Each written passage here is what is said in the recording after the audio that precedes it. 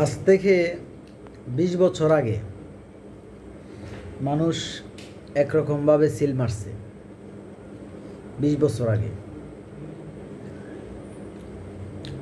আর বর্তমানে মানুষ যদি তার একটা সুন্দর পরিবেশ পায়, সিল দিবে, কিন্তু তার বিবেকটাকে কাজে লাগিয়ে সিল দিবে।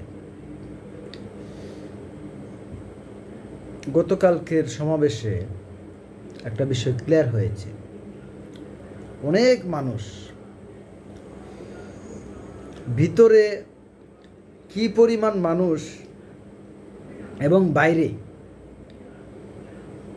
মানুষের ভিতরে উদ্দীপনা একটা মানে ঈদের আনন্দের মতো মনে হয়েছে।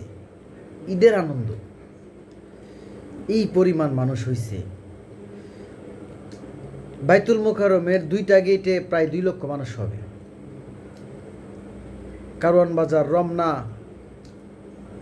গুলিস্তান, বিশ্ববিদ্যালয় এলাকা, মানে লোকে লোকারণ্য। ভিতরে যেই পরিমাণ মানুষ আছে, বাহিরেও এর চেয়ে বেশি হবে। মানে বলতেছে যে আমরা নিজের গাড়ি ভাড়া দিয়ে আসছি, নিজে খাবার কিনা খাইতেছি।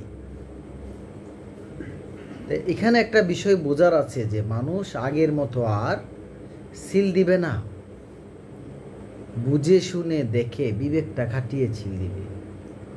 অতএব সবাইকেই সচেতন হওয়া দরকার যেন সিলটা আপনার পক্ষে যায়, এবং আপনার পক্ষে সিলটা নিতে গিয়া আপনার কি করতে হবে আপনি না বুঝলেও জনগণ বুঝে।